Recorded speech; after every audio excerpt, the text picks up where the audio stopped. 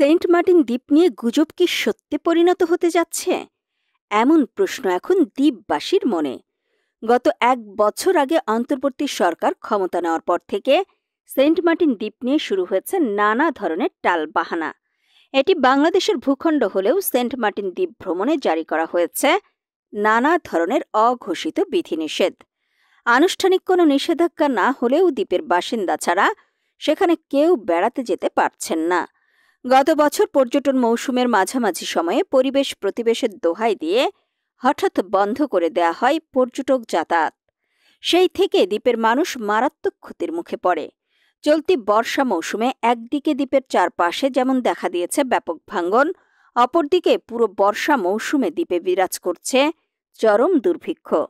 Saint Martin ঘিরে দ্বীপের ১০ সহস্রাধিক অধিবাসী সহ সারা দেশের মানুষের ছিল আনন্দ উচ্ছ্বাস।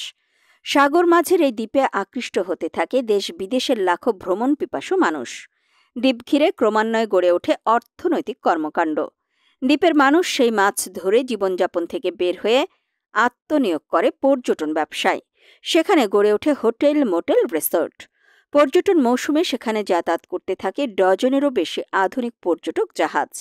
এতে করে পর্যটক সেবায় পারদর্শী হয়ে ওঠে দ্বীপের মানুষ। বদলে যায় তাদের ভাগ্যের চাকা। কিন্তু গত বছর হঠাৎ করে পরিবেশ মন্ত্রণালয় সেন্ট মার্টিনে পর্যটক যাতায়াতে নিষেধাজ্ঞা জারি করায় ভাগ্যাহত হয় সেন্ট মার্টিনের মানুষ। এতে করে দ্বীপের মানুষ কর্মহীন হয়ে পড়ে। ফলে বহু মানুষ কর্মসংস্থানের জন্য দ্বীপ ছেড়ে পালিয়ে যেতে বাধ্য হয়। দ্বীপের বাসিন্দারা জানান, তাদের আত্মীয় স্বজনরাও বেড়াতে যেতে পারছেন না। পর্যটন ব্যবসায়ী এবং দ্বীপের স্থানীয়রা জানান, সেন্ট মার্টিন ভ্রমণে এমন কড়াকড়ি কখনোই ছিল না। এতে করে এমন গুজব ছড়িয়ে পড়ে যে দ্বীপটি আমেরিকার এয়ারবেজ করার জন্য খালি করা হচ্ছে। এখন পর্যটক তো দূরের কথা, স্থানীয় বাসিন্দাদেরকেও জাতীয় পরিচয়পত্র দেখিয়ে নিজ এলাকায় প্রবেশ করতে হচ্ছে। সরকার সম্প্রতি সেন্ট মার্টিন দ্বীপের জন্য একটি মহা পরিকল্পনা চূড়ান্ত করতে যাচ্ছেন বলে জানা গেছে।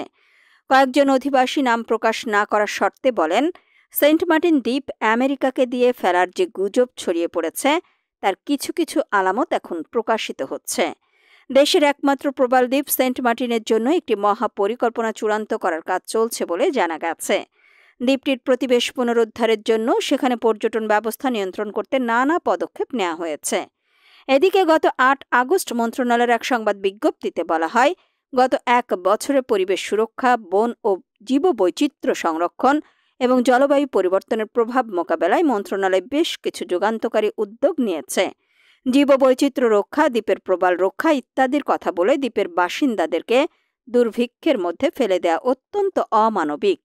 পাশাপাশি দ্বীপের চারপাশ সংরক্ষণের জন্য কোনো ব্যবস্থা না নেয়ায় অনেক ধরনের প্রশ্নের সৃষ্টি হয়েছে।